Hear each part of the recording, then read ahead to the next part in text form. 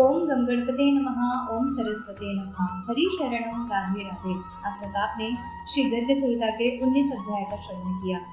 अब ये श्री गर्ग संहिता गोलोक खंड का 20वां और आखिरी अध्याय है। इसके बाद गोलोक खंड समाप्त हो जाएगा और हम अगले खंड की ओर प्रस्थान करेंगे। तो अगर आपने श्री गर्ग संहिता के गोलोक खंड के बाकी अध्याय का श्रवण नहीं किया है तो आप हमारे चैनल अध्यात्म पर जाकर सभी कथाओं को सुन सकते हैं। तो बिना किसी देरी के इस वीडियो को अब हम शुरू करते हैं। दुर्वासा द्वारा भगवान की माया एवं गोलोक में श्री कृष्ण का दर्शन तथा श्री नंद नंदन स्तोत्र। श्री नारद जी कहते हैं, राजन, एक दिन मुनि श्रेष्ठ दुर्वासा परमात्मा श्री कृष्ण चंद्र का दर्शन करने के लिए ब्रजमंडल में आए।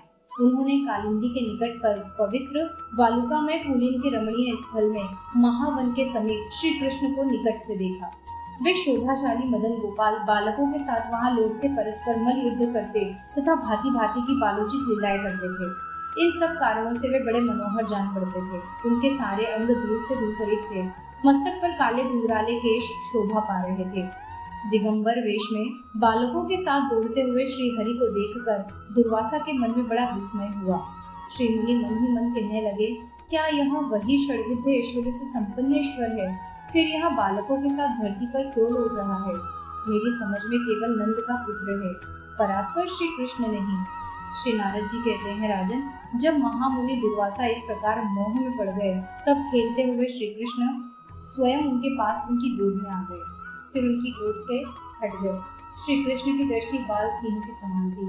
वे हंसते और मधुर वचन बोलते हुए पुनः मुनि के सम्मुख आ गए। हंसते हुए श्री कृष्ण के श्वास से खींचकर मुनि उनके मुंह में समा गए। वहां जाकर उन्होंने एक विशाल लोक देखा जिसमें अरण्य और निर्जन प्रदेश भी दृष्टिगोचर हो रहे थे। उन अरण्यों में भ्रमण करते हुए उन मुनि बोल उठे, मैंने कहाँ से यहाँ आ गया? इतने में ही उन महामुनि को एक अजगर निकल गया। उसके पेट में पहुंचने पर मुनि ने वहां सातों लोकों और पातालों सहित समूचे ब्रह्मांड का दर्शन किया। उसके द्वीपों में भ्रमण करते हुए दुर्वासा मुनि एक श्वेत पर्वत पर ठहर गए। उस पर्वत पर शतकोटि वर्षों तक भगवान का भजन करते हुए वे तप करते रहे। इतने में ही संपूर्ण विश्व के लिए भयंकर नैमित्तिक प्रलय का समय आ पहुंचा। समुद्र सब ओर से धरातल को डुबाते हुए मुनि के पास आ गए। दुर्वासा मुनि उन समुद्रों में बहने लगे। उन्हें जल का कहीं अंत नहीं मिलता था। इसी अवस्था में 1 सहस्त्र युग व्यतीत हो गए। तदंतर मुनि एकार्णव के जल में डूब गए। उनकी स्मृति शक्ति नष्ट हो गई। फिर वे पानी के भीतर विचरने लगे। वहां उन्हें दूर दूसरे ही ब्रह्मांड का दर्शन हुआ। उस ब्रह्मांड के छिद्र में प्रवेश करने पर वे दिव्य सृष्टि में जा पहुंचे। वहां से उस ब्रह्मांड के शिरोभाग में विद्यमान लोकों में ब्रह्मा की आयु पर्यंत विचरते रहे। इसी प्रकार वहां एक छिद्र देखकर श्री हरि का स्मरण करते हुए वे उसके भीतर घुस गए। घुसते ही उस ब्रह्मांड के बाहर आ निकले। फिर तत्काल उन्हें महती जलराशि दिखाई दी। उस जलराशि में उन्हें कोटि कोटि ब्रह्मांडों की राशियां बहती दिखाई दी थी। तब मुनि ने जल को ध्यान से देखा तो उन्हें वहां विरजा नदी का प्रदर्शन हुआ। उस नदी के पार पहुंचकर मुनि ने साक्षात गोलोक में प्रवेश किया। वहां उन्हें क्रमशः वृंदावन, गोवर्धन और सुंदर यमुना पुलिन का दर्शन करके बड़ी प्रसन्नता हुई। फिर वे मुनि जब निकुंज के भीतर घुसे तब उन्होंने अनंत कोटि मार्तंडों के समान ज्योतिर्मंडल के अंदर दिव्य लक्षदल कमल पर विराजमान साक्षात परिपूर्णतम पुरुषोत्तम राधा वल्लभ भगवान श्री कृष्ण को देखा, जो असंख्य गोप गोपियों से घिरे तथा कोटि कोटि गौ से संपन्न थे। असंख्य ब्रह्मांडों के अधिपति उन भगवान श्री हरि के साथ ही उनके गोलोक का भी मुनि को दर्शन हुआ। उन्हें देखकर भगवान श्री कृष्ण हंसने लगे। हंसते समय उनके श्वास से खींचकर दुर्वासा मुनि उनके मुंह के भीतर आ पहुंचे। उस मुख से पुनः बाहर निकलने पर उन्होंने उन्हीं बाल रूपधारी श्री नंद नंदन को देखा, जो कालिंदी के निकटवर्ती पुण्य बालुका में रमणीय स्थल में बालकों के साथ विचर रहे थे। महावन में श्री कृष्ण का उस रूप में दर्शन करके दुर्वासा मुनि यह समझ गए कि ये श्री कृष्ण साक्षात परात्पर ब्रह्मा है। फिर तो उन्होंने श्री नंद नंदन को बार बार नमस्कार करके हाथ जोड़कर कहा।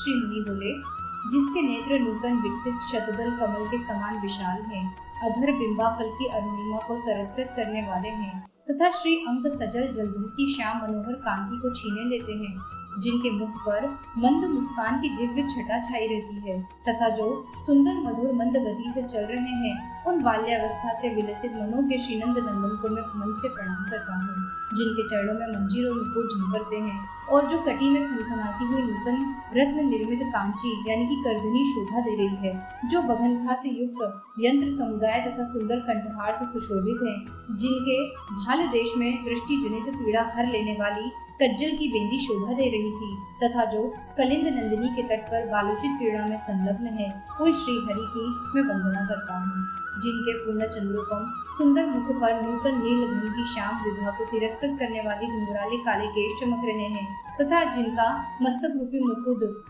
कुछ झुका हुआ है, उन आप नंद नंदन श्री कृष्ण तथा आपके अग्रज श्री बलराम को मेरा नमस्कार है।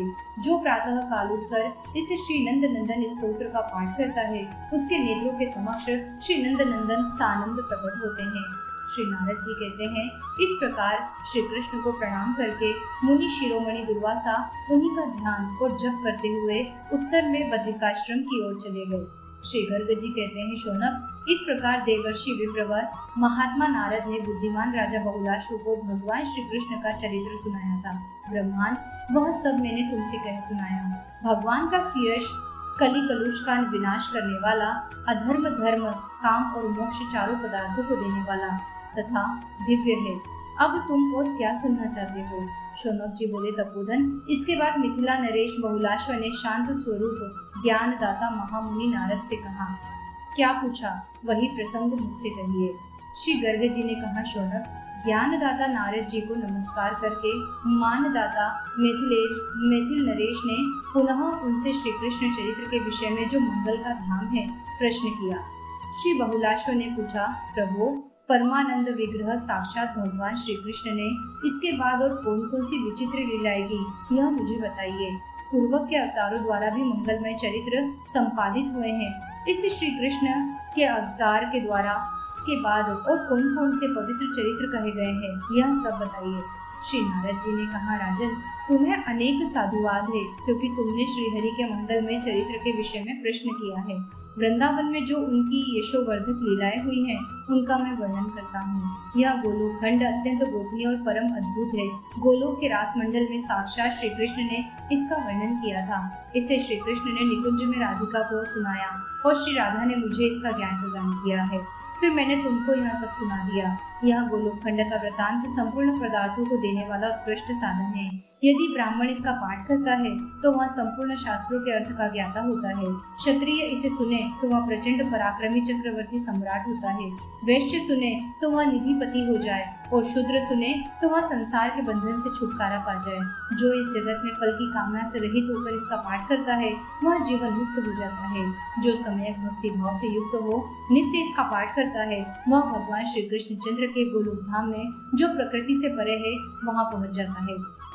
इस प्रकार श्री गर्ग संहिता में गोलोक खंड के अंतर्गत नारद बहुलाश्व संवाद में दुर्वासा के द्वारा भगवान की माया का दर्शन तथा श्री नंद नंदन स्तोत्र का वर्णक नामक 20वां अध्याय और श्री गोलोक खंड का अंतिम अध्याय संपूर्ण हुआ।